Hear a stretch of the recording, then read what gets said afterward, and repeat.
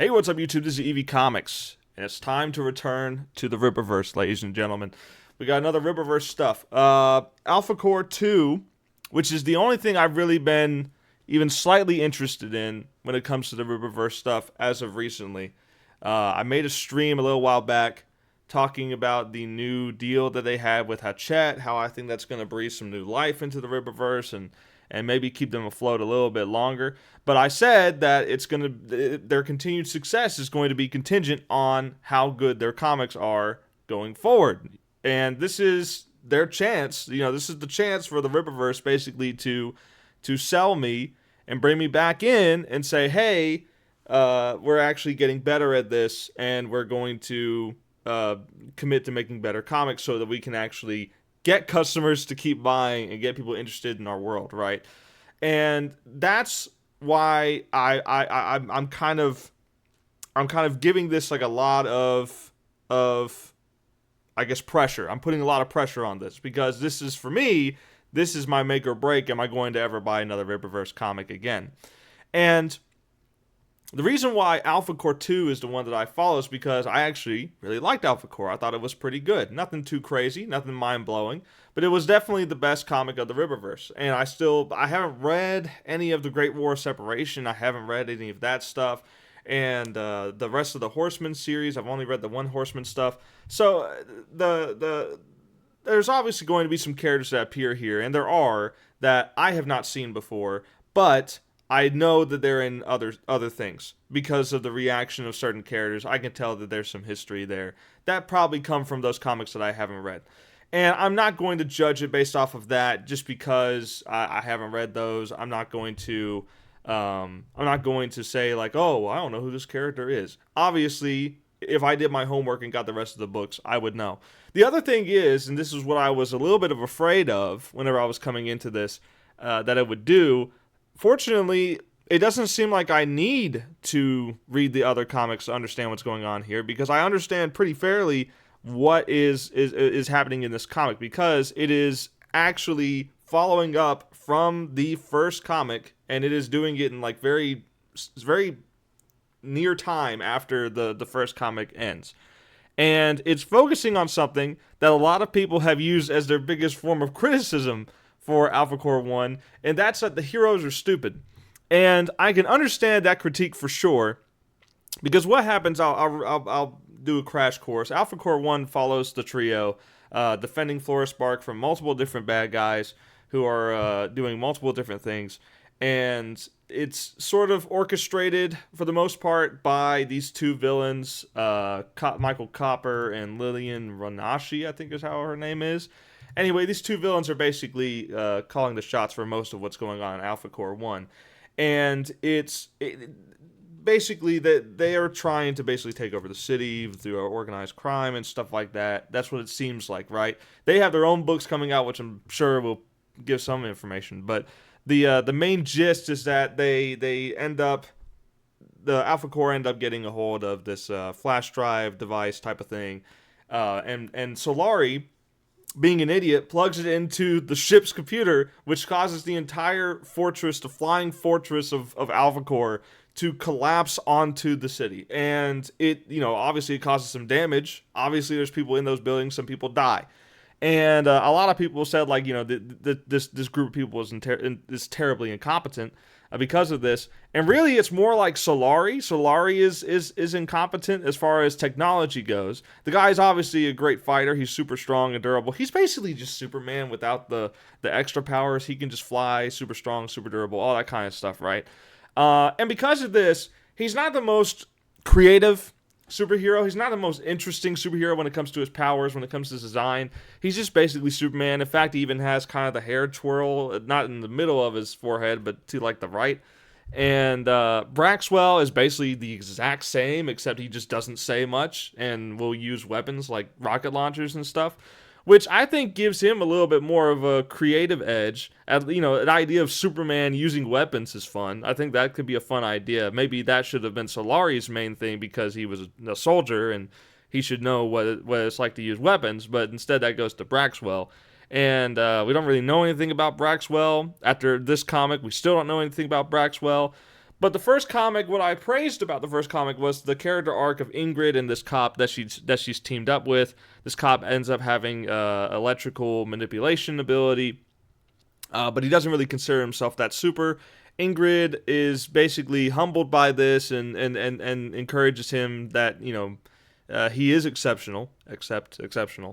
And in the end, when the flying fortress is coming down on the city, he basically causes it to stop, and it would have done far more damage if he didn't use his powers. Now, in the act of using his powers so heavily, he dies, and that I felt like was a pretty good character arc. I think that was pretty well written, and it was a self-contained story. It had like a start, it introduced these characters, it gave some development to Ingrid, but not really the other two. It kind of focused on her, which I can forgive because it's the first comic, right? Okay, maybe we just do one character at a time. The first one is Ingrid, the second one could be Solari or Braxwell, and then the third one could be the other one that wasn't covered in the second. And I'm fine with that. I'm fine with that as an idea. I think that's okay. I don't have a problem with it.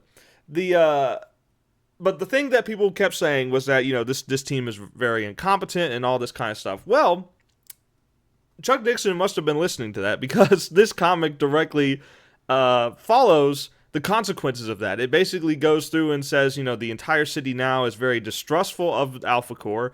They're kind of thinking like, hey, you do stop the bad guys, but, in the wake of you doing that is damaged property up to the millions in cost. And essentially, like, the city is struggling. The city is financially struggling. There's been multiple people that have been pulling out, probably because of the fact that there's like a robbery every single minute of the day, and constant other except supervillains. It's pretty realistic, and whenever you think about it, Gotham should probably also be that way as well. Metropolis, all these cities with superheroes should probably not be doing as well off financially, just because of all the risk involved with this. And that being said, the fact that the Alphacore is here also just kind of surprises me, that so many villains are trying to, or just regular robbers are trying to commit strong arm robberies and stuff like that here. Like, why would you even try and do that in a city like this? It comes, just some typical superhero questions that you have to ask yourself that most comics don't even bother to answer, really. It's just something that I can forgive, because comics beforehand have done that, and it's just sort of the tradition at this point, that there are cities where there is a hub of superheroes and villains. So that being said, that's basically that was basically my summary of Alphacore 1, why I thought it was pretty good. But of course it's not perfect. It still has some problems with it. And so this comic kind of continues that, but I think it's a little bit worse. And that's unfortunate for me to say, but I want to explain why I think that is the case. I want to explain, like, I went into this with no negative bias towards the Rippaverse, towards Eric. I don't care. I am judging this comic off of its merit. I am judging it and basically off of Alphacore 1 and itself, and that is it. I'm not implying anything else. If it was the greatest comic I've ever read, I would tell you it's the greatest comic I've ever read. But unfortunately, it is not that. So I'll talk a little bit about the art. The art, for the most part, is fine. I didn't see any huge errors that stood out to me. Nothing glaring, unlike with the Horseman hand and with the ISOM 2 elevator. Nothing like that stuck out to me. Now, I could be wrong. I could have missed something. Maybe I'll go back and check it again later on and see if I can find some errors. But nothing like that stood out to me. And usually I'm pretty good at catching errors. I did catch two things. That I thought were a little bit of an issue. One, this Elvis lookalike guy, Cal Buxton, which, by the way, he's very rich, so he has a ton of bucks. I'm a sucker for pun names, so I'm not counting that as a negative. I just wanted to point that out. Whether they intended it or not, it's a pun. And he looks kind of like Elvis. He's got these big red shades, this black slick back hair. And there's a point where he's walking across a stage and he's got his hand down like this. And it looks like he's leaning on a cane, but there's no cane.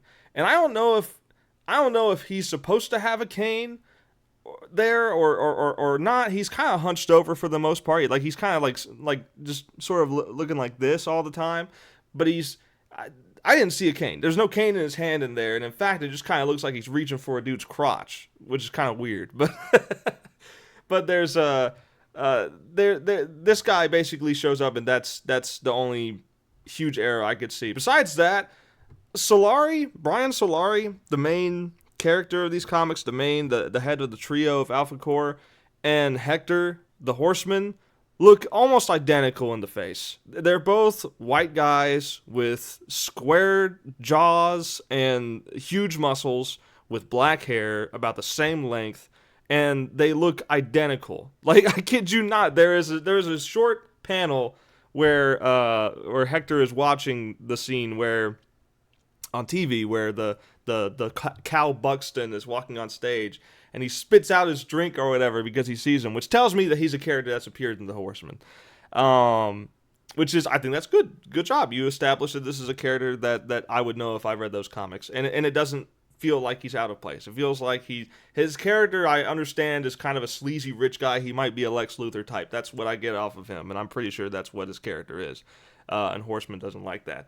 But these guys look exactly the same in the face. And this isn't the first time the Rippaverse has had trouble with faces. In ISOM 3, I complained about the face of Darren Fontano suddenly changing and looking totally different. ISOM himself, the main face of the Rippaverse, is constantly changing faces in different artworks and statues and stuff like that. Like, the Rippaverse has a face problem. And it continues to plague it in their newest comic book that's been released, unfortunately. But besides that, I don't really have anything else to say about the art. The art is just okay. Again, this style is not necessarily my favorite, but it's just good. It's just okay. You know what I mean? Like, it doesn't blow me away. It doesn't seem terrible to me. It's just okay. But let's move on to the story, which is where I always focus these reviews the most, is the story. One more thing. I wanted to give some praise, actually. The paneling is pretty creative sometimes. Early on, there's a scene where Solari crashes through a building, and the entire page is skewed like this. It's kind of tilted, and it makes sense because, he's slamming through a building. You know what I mean? Like, there's a chance with his power and the impact he did, the building might tilt over. But he basically, he's crashing through, and the whole scene is tilted. And I think that's cool. The whole page being like that, I think that's a fun idea. There's definitely some things I saw in this where I'm thinking maybe I can apply something similar to Little Miss Steel. I think there's some creative stuff in there. Not all the time. Most of the time it's your pretty standard paneling, which is fine. But every now and then you have what I would say is a creative change of pace when it comes to the paneling of it, right? But besides that, let's go into the story here. Let's go into the story, the meat and potatoes, as they say. Again, following Alphacore 1, this is dealing with the damage that was caused by their fortress falling on the city, and the repair crew is working at it. It's nice that we get to see the repair crew, like this character, Sandy Kim, which she basically, her and a few others basically get some dialogue moments here, which I think is really good for humanizing the Alphacore. It shows them talking with, normal people, not just excepts. They're talking with, or people in higher place of power. They're talking with their crew members and being friendly with them, and I think that's pretty good for, fleshing out their characters a little bit. They're not just action figures who are punching the bad guys. They actually, can have dialogue with normal people that they interact with every day. This comic definitely focuses more on Brian Solari, though I feel like there's a lot of missed opportunity for what to do with his character in this one. Basically, the idea is he feels obviously guilty for what he did with the flash drive thing that ended up taking down the fortress. He feels personally responsible for that, and it kind of just, I won't say brushes over it, but there's a line where Ingrid says basically that he's a soldier. He's used to dealing with these kind of mistakes and knowing that people's lives were ended because of it, because he's a soldier. It's something that she says he's used to. And I don't really like that because it sort of brushes it over like, oh, okay, well, he's been there, done that, no big deal. It kind of gives me the sense that it's not something very major for him. And going through this, there's a little bit of a contradiction at the start of this. Like, the first page is him helping this construction crew move some heavy, metal equipment and stuff like that, some beams and stuff like that. And there's a scene of him doing that, and he's not doing it because he's being forced to. He's doing it just out of the kindness of his heart, and because he feels guilty that this stuff is destroyed because of his actions. And there is a moment where the crewman says, like, hey, if you want to retire from the Alphacore, I got a job for you here. And he says, no, I'll stay in my lane. And flies off to deal with some super bad guys that are robbing a place in a helicopter. And that moment kind of gives the idea that he's like, oh, I'm in my element when I'm doing superhero stuff. But he is helping construction at the very first page of the comic. Now, why is this important? Well, later on, he's complaining about being forced by the mayor and, you know, the government of Florist Spark, I suppose, forcing him and the other Alphacore members to work in construction to repair and clean up the damage from the fortress falling down. Why would he complain about this? One, if he feels guilty about what he did, this should feel like he's making amends for doing something like that. This should make him feel good about what he's doing. Second, he had no problem helping people doing construction on the first few pages of the comic, and now all of a sudden he has a problem with it. Is it just because he's being told to do that? That doesn't make sense. He's a soldier. He should be used to being told what to do, and following orders. You know what I mean? Like, it's just he's just kind of inconsistently written with that aspect of him, and for me that felt kind of frustrating. There's another missed opportunity, I think, when dealing with that helicopter robbery. These guys got like this minigun that's got these like super bullets, essentially. Apparently they're made of plutonium or something, and it burns him whenever it hits him, and it knocks him out. He actually passes out from, I don't know, maybe the pain, or maybe it's like a poisoning effect to him temporarily, but eventually he wakes up after a little while, and he's healing back up because he's got super healing as well, and he's back on his way. But basically, I was thinking and hoping, really hoping, that the guilt of failure, the guilt of people dying and all these buildings being destroyed from the fortress falling on the city, I was really hoping that that was messing with his powers, that he had to overcome this and had to do something that made him feel like he made up for his mistakes to regain his powers again. Now, this is very similar to what we've seen in Spider-Man. Just the most popular example probably is going to be the movie with Spider-Man 2 with Tobey Maguire, wherever he's having emotional just distress over the whole thing with MJ and the fact that his best friend hates Spider-Man, and his personal life is being ruined.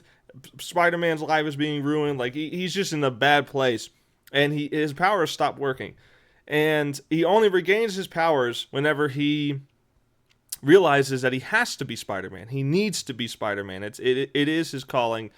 It's what he has to do, and he fully regains them whenever MJ gets kidnapped and he has to save her. And that, I was kind of hoping for something like that with this, but no, it's just some kind of special bullet that can hurt him, apparently. And this cowgirl, what's her name, Buffy or something like that? I think it's Buffy. Anyway, this cowgirl character is apparently the one who gave the bullets to the gang that were in the helicopter. They managed to escape somehow. How does a helicopter escape is my question. Like, wouldn't you be able to see eyes on him at all time, if not in the air, on the ground by several police officers all over the place? I don't know how they would ever land and escape, but they end up doing it. And essentially, the main villain girl, Buffy, kind of shows off her muscle, which is this big red guy with fire powers. He can like superheat his body, and that like melts everything around him, which is, it's cool design, and I wish I could show him, but he's not on the character page of the Rippaverse website. But my question is, right? You've got this new guy who's like giant. He's in this. It looks like he's in like this metal suit. He might even be a robot or something, and he's got fire powers. And his whole point throughout this comic is that he's drilling through somewhere to get underneath a vault, essentially. Why not just break out Billy Bob? You made him in Alphacore 1. Are you just not going to use him again? I mean, look, he's got the same powers, essentially. He's got this super fire superheated body that I'm sure if he went turbo, he could just melt everything around him. Like, why make a new character is what I'm saying. Especially since this girl, she's wearing a cowboy hat. She's Southern, right? Why this guy's a Southern hillbilly, Billy Bob? Why not? Why not have these two work together? Why not her break him out of jail and do this? Or better yet, why don't we focus on the main antagonist of Alphacore 1, this Michael Copper and Lillian guy? Why are we shifting focus again from the main antagonist to this new antagonist that has, unless it's been in other comics, has not been shown before, and all of a sudden it's just appearing in this one? That could be brand new. And you know what? The fact that I couldn't find these characters in the in the library here of characters kind of tells me that I don't think these characters have appeared before. I'm scrolling through, I'm looking real hard for for any sign of these characters, and nope, they're not here. So these characters are brand new. Okay, that confirms it then. These characters are brand new. Why? You know what I mean? Like, why? You have this guy who already uses power. You have these main antagonists that you've already established. Why are we shifting focus in the second comic to these new villains? And this is not the first time the Rippaverse has done this. This is my biggest complaint about ISOM, because the Rippaverse likes to work in threes. They got ISOM 1, 2, and 3, which is one arc. Yaira 1, 2, and 3, which is one arc. And presumably Alphacore 1, 2, and 3 is going to be one arc as well. Well, it's not going to be one arc because you've got these you've got these different villains that shift in place for this one, for number 2. And while the focus of the overall narrative is a little more cohesive than ISOM, you've got the fact that the Flying Fortress crashes, and then they have to deal with the aftermath of that in the second one. That's cohesive. That follows along. But you still got these villains that are just coming out of nowhere and doing this. And these aren't the only villains that do this. There's an explosive guy. There's 2 different gangs of robbers that go on throughout this. There's a lot of action scenes that basically just repeat the same point multiple times. 3 times in a row. In this comic alone, do they get the point across that, oh, Alphacore they might be doing their jobs, but they're destroying everything around them in the process of the fighting and everything like that. And that's essentially like the main point they're trying to hammer home. But we already got that point from the fortress crashing down. We don't need to spend more time showing these random robberies taking place. Are you just doing this to meet the action quota? Because why don't you just show the action towards the end of this comic? Because the end of this comic ends on a cliffhanger with no action. And I hate to say it, but this feels very unfinished. This feels like, by the end of the comic, it feels like we've cut to a commercial break. It feels like I'm waiting for the commercials to end. The Gerber Grow-Up Plan. The Zoo Books. Get your wonderful, colorful world of Zoo Books. And then the Shirley Temple Collection. It feels like I'm cutting to a commercial. Did you like that little nostalgic run-through of that? I feel like I'm cutting to a commercial break, and I'm waiting to see what happens when the fiery guy burrows through and into the vault and steals whatever's underneath there, right? It feels like it's such a cliffhanger. And yes, I understand this is not new for comic books. The problem is that the first comic kind of set the idea, in all of the Rippaverse comics I've read, set the idea that they're going to set up a villain or a threat at the beginning of it, and that villain or threat is going to be dealt with by the end of it, with some cliffhangers going into the plot that will keep you going to the next one. And that's the pattern. That's the pattern of what the Rippaverse books have done. Yaira did this badly. Alphacore did this decently. ISOM did this okay in the first one, and then jumped the shark in the second, and then tried to make a cohesive narrative by the third one, and it didn't work. And this one completely breaks that. And for me, if you're going to do something like this, if you're going to do like a cliffhanger like this, like do it on the first one. Like do it on the first, because that if that was the first, that cliffhanger would make me want to read the second one. But this just makes me feel like I'm missing something. It feels like I'm missing the ending of this, and it's frustrating. It's frustrating. It's just a little frustrating by the end of things. But the other aspect of it that I'm wondering is why the first robbery at the beginning with the helicopter. Why does that have to take place? Why does Buffy need this money? Like, what's going on here? None of this has been established. I don't know anything about Buffy. I don't know anything about this red hot metal suit guy. I don't know anything about what the motivations are, other than they're trying to get to this vault to get something. What is it? Money? They've already gotten money, so it can't be money. Why don't you kind of hint at me what that vault is? What is down there that is so important to need someone to burrow through? Are they working for Copper and Lillian? Are they connected at all? It doesn't seem that way, not at least right now.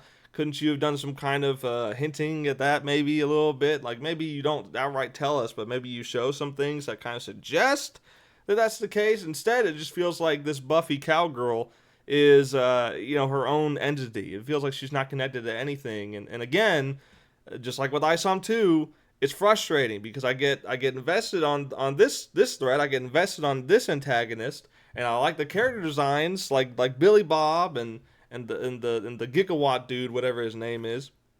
I like the designs. I like the characters you set up, only to abandon all of that for the second one.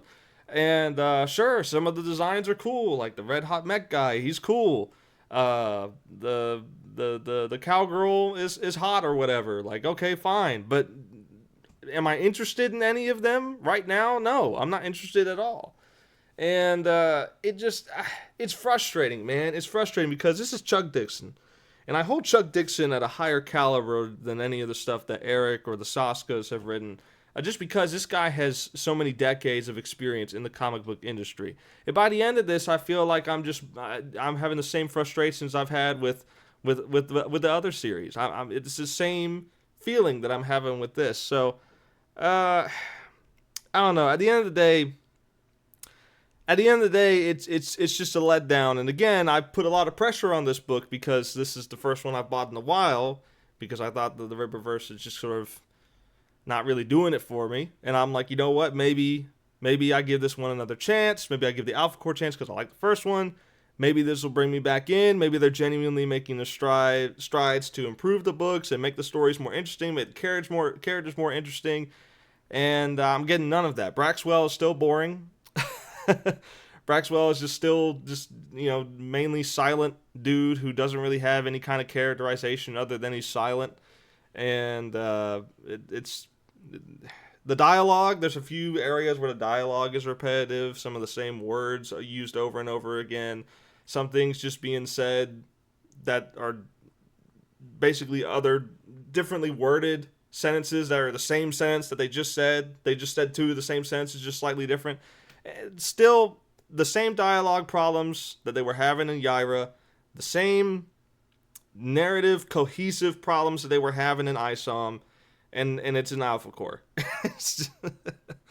So at the end of the day, I hate to be negative. I hate to leave on another bad review for the Rippaverse stuff, but I cannot get interested. I cannot get into it, unfortunately. So with that being said, that's basically all I've got for this review. I guess if I gotta rank it, I guess a 4 out of 10, lower end mid, just because this was something that I was looking forward to. This is something that I thought was actually going to be good, and here I am being disappointed by it. So I'm gonna give it a 4. I'm gonna give it a 4 out of 10. But the cover is cool. I like the cover. Cover art's pretty cool there. I guess that's something. Enlightened fan is going to be pissed. But anyway, thanks so much for watching. If you want to watch more, please subscribe. Get notified whenever I upload new videos, when I stream. I'm trying to do weekly streams on Wednesday. Wicked Wednesday. Where I talk about comics and shows and stuff that I've watched and my reviews on them and stuff like that. So, but yeah, check that out. More art to come, more updates for Little Miss Steel and Lock In to come. And until next time, thanks so much for watching. Peace out.